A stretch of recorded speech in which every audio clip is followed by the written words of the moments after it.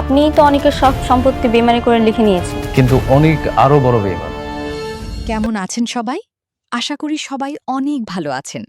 জনপ্রিয় নাটক গরিব ঘরের রাজপুত্রের টান টান উত্তেজনাপূর্ণ 18টি পর্ব আমরা পার করেছি।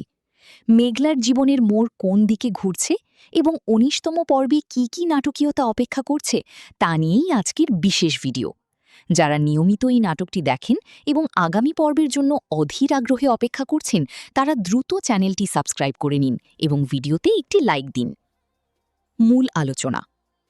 বন্ধুরা, গল্পের শুরুতেই দেখা যাবে এক অভাবনীয় দৃশ্য। কোটি টাকার সম্পত্তি আর আভিজাত্য ছেড়ে মেঘলা আবারও তার সেই পুরনো ঠিকানায় অর্থাৎ বস্তিতে ফিরে এসেছে। কিন্তু কেন?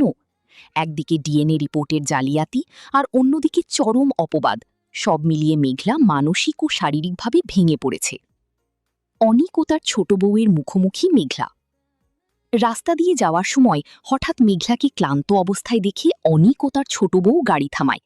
সহমর্মিতা দেখাতে গিয়ে অনিকের ছোট বউ যখন মেঘলার কাছে যায় তখন মেঘলা তাকে চরম অপমান করে। এতে অনিক ক্ষিপ্ত হয়ে গাড়ি থেকে নেমে মেঘলার সামনে এসে দাঁড়ায়। সে তো এখনও জানে না যে ডক্টর অর্থের বিনিময়ে রিপোর্ট বদলে দিয়েছিল।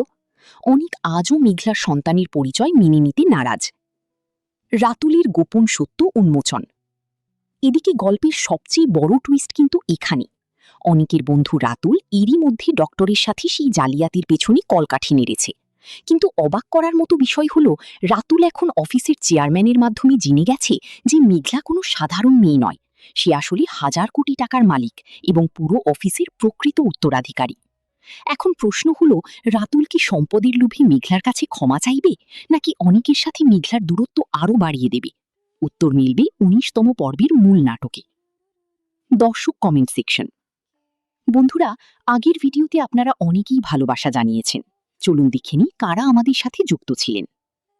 মুন্নি কক্সবাজার থেকে আমাদের ভিডিও দেখছেন। রুমা যুক্ত ছিলেন ময়মনসিংহ থেকে। মৌলভীবাজার থেকে কমেন্ট করেছেন রুজিনা বেগম। সিরাজগঞ্জের কাজীপুর থানা থেকে দেখছেন মোহাম্মদ নাইম ইসলাম। এছাড়া মুর্শিদাবাদ থেকে আলমগীর এবং ফেনী থেকে কামরুল ইসলাম আমাদের সাথে আছেন। আপনাদের অসংখ্য ধন্যবাদ। আপনি যদি চান পরবর্তী ভিডিওতে আপনার নাম এবং জেলার নাম ঘোষণা করি, তবে এখনই কমেন্ট বক্সে লিখে জানান আপনি কোথা থেকে ভিডিওটি দেখছেন। তো বন্ধুরা, 19তম পর্বটি সত্যিই অনেক রোমাঞ্চকর হতে চলেছে। নাটকটি মিস করতে না চাইলে চোখ রাখুন পর্দায়। আজকের মতো এখানেই বিদায় নিচ্ছি। দেখা হবে পরবর্তী কোনো আপডেট ভিডিওতে। ততক্ষণ ভালো থাকুন, সুস্থ থাকুন। ধন্যবাদ।